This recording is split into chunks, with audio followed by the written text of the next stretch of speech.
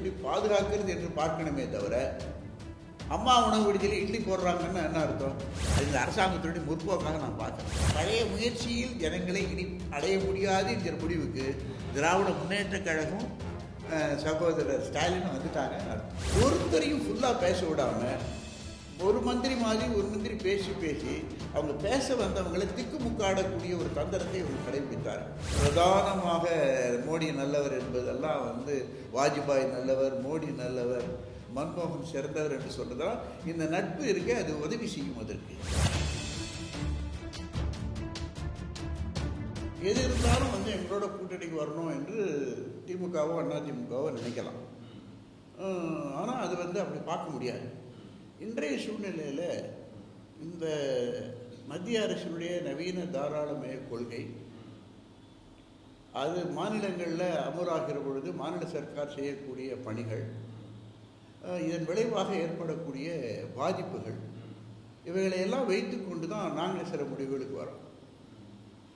அப்படி முடிவுக்கு வர்ற பொழுது நாங்கள் என்ன நினைக்கிறோம்னா, நீங்கள் தேர்தல் மட்டும் திமுகவோடையோ கூட்டாகவே போனால் கூட நம்ம சொல்கிறதெல்லாம் கூட அழகாக திமுக தலைவர்கள் பேசுவாங்க, எழுதுவாங்க. ஆனால் திமுக பதவிக்கு வந்த மறுநாளே அவங்க மத்திய சர்க்காரோட இணைஞ்சு செயல்படுவது, அதை பாராட்டுவது என்கிற முறையில் ஆரம்பிச்சிடுவாங்க. அப்போ இந்த 30 நாளுக்காக நம்ம அவங்களோட போகிறது இருக்கே, அப்போ ஜனங்கள்கிட்ட பேசுறதுக்கு மேலே அதுக்கு மேலே எதுவுமே பண்ண முடியாது. ஏன்னா அவங்க மாநில சர்க்காரில் இருந்துக்கிட்டு மாநில உரிமைகளுக்காக போராடுவதாக சொல்லி கொண்டிருந்த ஒரு கட்சி, மாநில உரிமைகளை கிட்டத்தட்ட ஒரு 15 வருஷம் மத்திய சர்க்காரில் இருந்து அத்தனையும் இழந்திருக்கிறது என்பது தான் உண்மை. அது காரணம், ஒரு காலத்தில் திராவிட கட்சிகள் மத்திய சர்க்காரை எதிர்த்து போராடுவதற்கான ஒரு நியாயங்களை அவங்க சொன்னாங்க. அந்த நியாயங்கள் உண்மையான நியாயங்கள். இப்போ அவங்க என்ன ஆகிட்டாங்கன்னா, அந்த நியாயங்களை மறுத்து மத்திய சர்க்கார் கொண்டு வரக்கூடிய கொள்கையின் மீது அது காங்கிரஸோ பாரதிய ஜனதா கட்சியோ அதனுடைய இளைய பங்காளியாக மாறுவது என்பதில் தான் அவங்களுக்கு கூடுதலான அக்கறை. அப்படி இடத்துக்கு போவதற்கு ஒரு லான்ச்சிங் பேடாக, புறப்பட்டு செல்வதற்கான ஒரு லான்ச்சிங் பேடாகத்தான் இந்த கட்சிகளை திமுகவும் அதிமுகவும் பார்க்கணும். இன்றைக்கி இருக்கக்கூடிய திமுக அதிமுகவுடைய வாக்கு வங்கி என்பது இது நிரந்தரமானதல்ல, சாஸ்வதமானதல்ல. அது கொஞ்சம் கொஞ்சமாக குறைய ஆரம்பிக்கும். அதனுடைய ஒரு வெளிப்பாடு தான் இந்த முறை அவருடன் கூட்டுக்கு போவதற்கு யாரும் தயாராக இல்லை என்பது. அதிலிருந்து நீங்கள் வர வேண்டிய முடிவு. இப்போது தரத்தினுடைய ஸ்டாண்டர்டை பற்றிய ஒரு சட்டம் போன வாரம் பார்லிமெண்ட்டில் இரு அவைகளிலும் பாஸ் பண்ணியிருக்காங்க. அதன் மீது நானும் பேசினேன். வெளிநாட்டிலிருந்து இறக்குமதி ஆகக்கூடிய பொருள்களும் உள்நாட்டில் உற்பத்தி செய்யக்கூடிய பொருள்களும் எந்த தரத்தில் இருக்க வேண்டும் என்று உலக வர்த்தக அமைப்பினுடைய வழிகாட்டுதலுக்கு இணங்க அந்த சட்டம் உருவாக்கப்படும். அந்த சட்டம் உருவாக்கப்படுற பொழுது தரமான பொருள் மக்களுக்கு வேண்டாம் என்று நீங்கள் சொல்ல முடியுமா? இந்திய தரத்துக்கு தகுந்த மாதிரி தான் அவங்க பண்ண முடியும். அதாவது அவங்க 2-3 தரம் பண்ணலாம். வெளிநாட்டுக்காரங்க தங்க நாட்டுக்கு ஒரு தரம், ஏற்றுமதி செய்யக்கூடிய சில நாடுகளுக்கு ஒரு தரம், 3வது உலக நாடுகளுக்கு சில தரம் என்கிற முறையில் நம்ம தரத்துக்குள்ளே தான் பண்ணலாம். இப்போ அமெரிக்காவிலிருந்தோ அல்லது ஐரோப்பாவிலிருந்தோ சைனாவிலிருந்தோ ஏதாவது ஒன்று வந்ததுன்னா அது உலகத்தரத்தோடு இருக்குதுன்னு அர்த்தம் கிடையாது. இந்திய தர நிர்ணயத்துக்கு எப்படி இருக்கோ அப்படி இருந்தால் அது போதும் என்பது தான். அந்த விவாதத்தில் நான் பேசினதே, இப்போ தங்க நகைகளுக்கு ஹால்மார்க் பண்ணணும் என்று சொல்கிறாங்க. இந்த வேர்ல்டு கோல்டு மார்க்கெட்லேருந்து வரக்கூடிய ஆணை என்ன சொல்லுது, அதை நம்முடைய இந்திய வர்த்தக அமைப்பு கான்ஃபெடரேஷன் ஆஃப் இந்தியன் இண்டஸ்ட்ரி சர்க்குலராகவே போட்டிருக்காங்க. இந்தியாவில் தங்க நகைகள் 30% தான் ஹால்மார்க்கில் இருக்குது. 70% பேர் முறையாக தங்க நகைகளை செய்வதில்லை. முத்திரை இல்லை. எனக்கு மந்திரி சொன்ன பதிலுக்கு தானே நீங்கள் அதோட பார்க்கணும். என்னுடைய கேள்வி என்னென்னா, இந்த 70% தான் சாமானியமான நகை செய்யக்கூடியவர்கள் அல்லது கூட்டமாக செய்யக்கூடியவர்கள். இவங்களுடைய தரத்தை உயர்த்துவதற்கு அரசு என்ன பண்ணணும்? அவங்களுக்கு பயிற்சி கொடுக்கணும், எந்திரம் கொடுக்கணும், பணம் கொடுக்கணும்.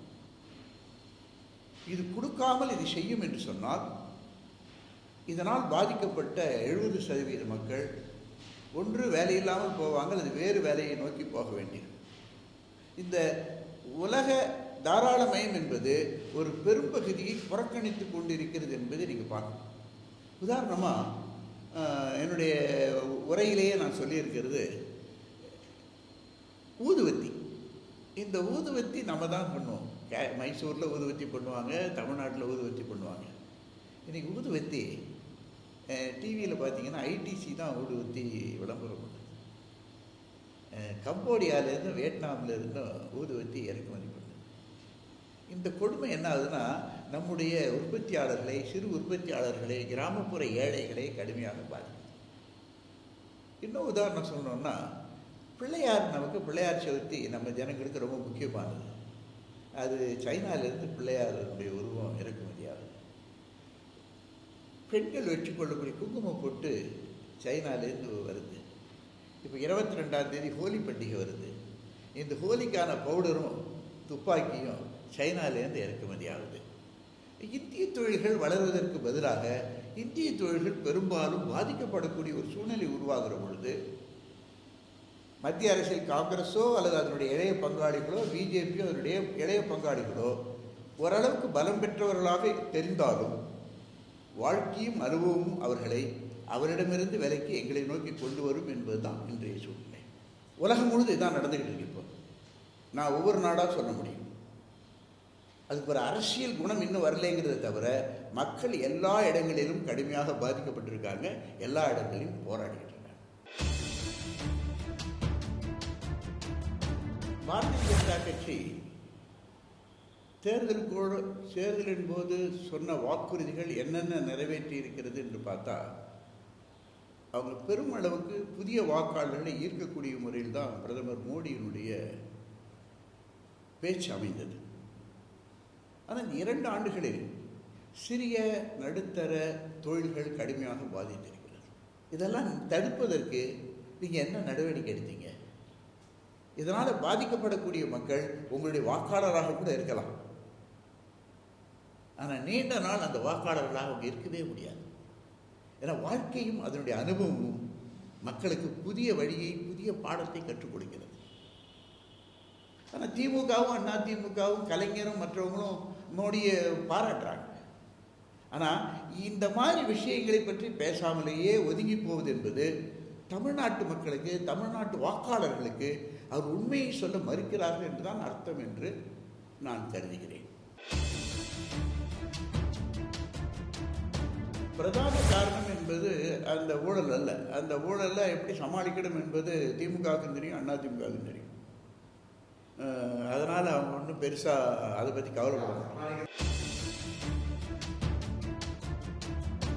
மத்திய அரசுடன் கண்டிப்பாக இணக்கமான போக்கு தேவை. நாங்கள் 34 வருஷம் மேற்கு வங்காளத்தில் ஆண்டபோதும் சரி, கேரளாவில் மாறி மாறி ஆண்டபோதும் சரி, தினமும் அருவாள் எடுத்துக்கிட்டெல்லாம் மத்திய சர்க்காரோட தகராறு பண்ணுறதெல்லாம் கிடையாது. இந்தியாவினுடைய அமைப்பில் மத்திய சர்க்காருடைய அதிகாரம் என்பது மிகவும் அதிகமானது. இந்த மாநில சர்க்காருடைய அதிகாரம் என்பது வேகமாக குறைந்து கொண்டே இருக்கிறது. அதுவும் திமுக ஆட்சியிலிருந்து அந்த 15 ஆண்டுகள் மாநில சர்க்காருடைய அதிகாரம் கடுமையாக வீழ்ச்சி அடைந்ததே தவிர அது அதிகாரம் வரவில்லை. இப்போது நான் சொல்கிறேன், இந்த உலகமயம் தாராளமயம் என்பது மேலும் மேலும் மத்திய சர்க்காருக்கு அதிகாரத்தை கூட்டி கொடுத்து கொண்டிருக்கிறது, மாநில சர்க்காருடைய அதிகாரங்களை குறைத்து கொண்டிருக்கிறது. மாநில சர்க்காருடைய அதிகாரம் பாதிக்கப்படுகிற பொழுது அதை எதிர்ப்பதற்கான முயற்சியில் எந்த அளவுக்கு ஜிஎஸ்டியை பார்த்து திமுக பார்த்துருக்கு. அதிமுக இப்போ எதிர்த்துக்கிட்டு இருக்காது. ஆனால் பில்லு வர நேரத்தில் எதிர்க்கிறாங்களா அல்லது மெதுவாக வெளிநடப்பு செஞ்சிடறாங்களாங்கிறது பொறுத்து இருந்து தான் பார்க்கணும். அதில் வல்லவனாக இருக்கக்கூடிய அந்த கட்சிகளுக்கு நாங்கள் சொல்லித்தர வேண்டிய அவசியம் இல்லை, ஜனங்க தான் அதை புரிஞ்சுக்கணும். அதுக்கு இந்த உறவு நட்பு உதவி செய்கிறது என்பது என்னுடைய அர்த்தம். அவர் பிரதானமாக மோடி நல்லவர் என்பதெல்லாம் வாஜ்பாய் நல்லவர், மோடி நல்லவர், மன்மோகன் சிறந்தவர் என்று சொல்றதெல்லாம் இந்த நட்பு இருக்கே அது உதவி செய்யும் அதற்கு. ஏன்னா இவங்க கூர்மையாக எதையும் பேச மாட்டாங்க. நீங்கள் கலைஞரையே நீங்கள் பார்த்தீங்கன்னு சொன்னால் முதல் ரவுண்டு 71 காங்கிரஸோட தொடர்பு இருந்து அப்புறம் எமர்ஜென்சி வந்து கழக தொண்டர்கள் எல்லாரும் ஜெயிலுக்கு போயிட்டு வந்த பிற்பாடு வாடைக்காற்று ஒத்து வராது, நான் வடக்கே தலை வச்சு படுக்க மாட்டேன் என்று சொன்னவர் அன்னியிலிருந்து நீங்கள் பார்த்தீங்கன்னா சொல்லிட்டு மறுதினம் காங்கிரஸோடு தான் போவார். உதாரணமாக இந்த 5 ஆண்டுகளில் 110 என்று அறிவிக்கக்கூடிய ஒரு மகத்தான பணியை தமிழ்நாட்டை தவிர இந்தியாவில் யாருமே செய்யலை. எந்த ஒரு உறுப்பினரும் தன்னுடைய பேச்சை முழுசாக முடிக்க விட முடியாமல் இடையூறுகள் பேசிக்கொண்டே இருப்பது அந்த அமைச்சருடைய வழக்கமாக போச்சு. நான் மந்திரி தலையிடக்கூடாதுன்னு சொல்லலை, தலையிடுவது அவர் உரிமை. மந்திரி தலையிட்டால் நான் வந்து என்னுடைய பேச்சை நிறுத்தி அதை கேட்கணும் என்பது தான் சட்டமன்ற நாடாளுமன்ற மரபு. ஆனால் ஒருத்தரையும் ஃபுல்லாக பேச விடாமல் ஒரு மந்திரி மாதிரி ஒரு மந்திரி பேசி பேசி அவங்க பேச வந்தவங்களை திக்குமுக்காடக்கூடிய ஒரு தந்திரத்தை அவர்கள் கடைபிடித்தார்கள். அது ஜனநாயகத்துக்கு பொருந்தவே பொருந்தாது. ஒரு கட்சி நல்ல கட்சியாக இருந்தால் அந்த கட்சி இருக்கக்கூடிய ஜனநாயகத்தை எப்படி பாதுகாக்கிறது என்று பார்க்கணுமே தவிர, அம்மா உணவு விடுதியில் இட்லி போடுறாங்கன்னு என்ன அர்த்தம்? ஜனங்களுக்கு சரவண பவனில் போய் சாப்பிட்றதுக்கான வசதி குறைந்து விட்டதுன்னு அர்த்தமே தவிர, அது இந்த அரசாங்கத்தினுடைய முற்போக்காக நான் பார்க்கல. தமிழ்நாட்டில் மக்களுடைய வாங்கும் சக்தி குறைந்திருக்கிறது. ஜெயலலிதாவால் அதை அதிகப்படுத்த முடியவில்லை. அதிமுக கடும் தோல்வி அடைந்திருக்கிறது என்று தான் நாங்கள் பார்க்கணும். மக்களுடைய ஜாதி உணர்வை மனதில் வைத்துக்கொண்டு பாட்டாளி மக்கள் கட்சி தலைமை இயங்குகிற காரணத்தினால்தான் அதுடன் எங்களால் போக முடியல என்பதை தவிர, அந்த மக்களை நாங்கள் நேசிக்கிறோம் என்பதை நான் அழுத்தமாக பதிவு செய்ய விரும்புகிறேன். 2, தலித்துகளுடைய அமைப்புகள் ஜாதி கட்சி இல்லையா என்று கேட்டால் நிச்சயமாக இல்லை. ஒடுக்கப்பட்ட மக்களையும் மற்றவர்களையும் நீங்கள் ஒன்றாக பார்க்கவே கூடாது. 5000 ஆண்டுகள் ஆகியும் கூட ஒடுக்கப்பட்ட மக்கள் மேலே வர முடியவில்லை. நம்முடைய நாட்டினுடைய ஜாதியவாதம் அவர்களை மேலே வர மறுக்கிறது. நான் மேலவையில் பேசுகிற பொழுது பேசினேன். நம்ம நாட்டுடைய துர்பாக்கியம், ஒரு அமைச்சரவையில் ஒரு தலித் இருந்தாலும் அமைச்சரவைக்குள் அவரை தீண்டத்தகாக தான் பார்க்கிறார்கள் என்று நான் பேசின பொழுது, பாருங்கள், ராஜ்யசபாவில் பெரிய அளவு ரகலை பண்ணி எங்களுடைய டெபுட்டி சேர்மன் அதை வந்து அவை குறிப்பிலேருந்து நீக்கணும்னு சொல்லிட்டார். அது உண்மையாதான். அவர்கள் தங்களை பாதுகாத்துக் கொள்வதாக ஒன்று சேருவது என்பது ஒரு பிராமணர் சங்கத்தோடு அதை இணைக்கக்கூடாது, ஒரு நாயுடுகள் சங்கத்தோடு அதை இணைக்கக்கூடாது, இதர ஜாதி சங்கத்தோட ஒடுக்கப்பட்ட மக்களுடைய ஒற்றுமையை ஒருமைப்பாட்டை இணைக்கக்கூடாது. ஒடுக்கப்பட்ட மக்களை பாதுகாக்க வேண்டும் என்று சொன்னால் எல்லா பகுதி மக்களும் இணைந்து அவர்களுக்காக குரல் கொடுக்க வேண்டும். அதைத்தான் மகாத்மா காந்தி செஞ்சார். மகாத்மா காந்தியினுடைய 2 ஆண்டுகள் தமிழ்நாட்டுடைய பயணம் என்பது வெறும் தலித்தினுடைய மேம்பாட்டுக்காக செய்யப்பட்ட பயணம். அன்றுதான் பெரியார் போன்றவர்கள், பசும்பொன் முத்துராமலிங்கம் போன்றவர்கள், பல ஜாதி இந்துக்கள், மேல் ஜாதிக்காரர்கள் தலித்தை பாதுகாப்பதற்காக திரண்ட மண் தமிழ் மண். தமிழகத்தில் மகாத்மா காந்தியுடைய சுற்றுப்பயணத்தை யார் எடுத்து படித்தாலும் அந்த புத்தகத்தை இன்றைக்கும் அவர்களுக்கு அந்த உணர்வு வரும். காந்தியினுடைய மிகப்பெரிய இந்தியாவில் அவர் எந்த பக்கமும் போல, தமிழ்நாட்டில் தான் வந்தார். கன்னியாகுமரியிலிருந்து சென்னை வரை, நீலகிரியிலிருந்து நாகப்பட்டினம் வரை அவர் கால் பதியாத ஒரு இடத்தை நீங்கள், ஒரு ஒன்றியத்தை நீங்கள் பார்க்கவே முடியாது.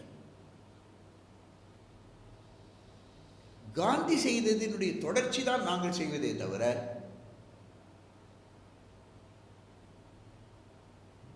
வேறொன்று இல்லை. கல்வியில், கலாச்சாரத்தில் மேம்படுவதற்கான வழியை கண்டுபிடிக்கிற பொழுது அவர்கள் தங்களை பாதுகாத்துக் கொள்ள ஒன்று சேர்வது என்பது மற்ற ஜாதி இயக்கத்தோடு அதை பார்க்கக்கூடாது என்பதை காந்தியே பார்க்கல, அப்புறம் ஒரு கம்யூனிஸ்ட் கட்சி எப்படி பார்க்க முடியும்? ஜனங்க இயற்கையாகவே உணர்ந்து தங்களோட நிற்பார்கள் என்கிற நம்பிக்கையை அவர்கள் இழந்து விட்டுட்டாங்க.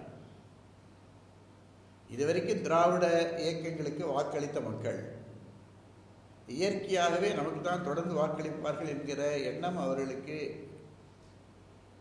குறைந்து விட்ட காரணத்தினால்தான் அந்த மக்களை அடைவதற்கான புதிய வழிகள் என்ன? வெறும் தொலைக்காட்சி மட்டும் போதாது. தொலைக்காட்சி பலம் அவங்களுக்கு அதிகம், திமுகவுக்கு அதிகம், அண்ணா திமுகவுக்கு அதிகம். அந்த பிரச்சாரம் மட்டும் போதாது. நம்ம போய் ஜனங்கக்கிட்ட ஒவ்வொருத்தருகிட்டையும் உனக்கு என்ன குறை இருக்குது, ஒன்றை குறை இருக்குதுன்னு கேட்க வேண்டிய இடத்திற்கு வந்திருக்கிறோம். அதாவது 48 திமுக எப்படி செயல்பட்டது, 50 எப்படி செயல்பட்டதோ அதை இப்போ நவீனமாக செயல்படுத்துவதற்காக நண்பர் ஸ்டாலின் முயற்சி பண்ணுறாரு. இல்லைன்னா இதுக்கு அவர் போகிறாரு. ஏன் முரசொலி தான் விற்றுக்கிட்டு இருக்கேன் நிறைய, அதை படிச்சுட்டு ஜனங்க ஓட்டு போட மாட்டாங்களா? கலைஞர் டிவி பார்த்து ஓட்டு போட மாட்டாங்களா? சன் டிவி பார்த்து ஓட்டு போட மாட்டாங்களா?